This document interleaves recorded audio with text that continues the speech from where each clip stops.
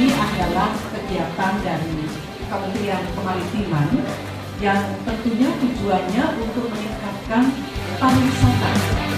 Outcome dari membangun pariwisata itu adalah generasi intangible yang dia tidak bisa dijamah tapi dirasakan. Payung ini diadakan sudah sampai 11 kali. Artinya memang kita menggerakkan, di samping menggerakkan pariwisata. Di situ juga kita menggerakkan ekonomi rakyat Indonesia.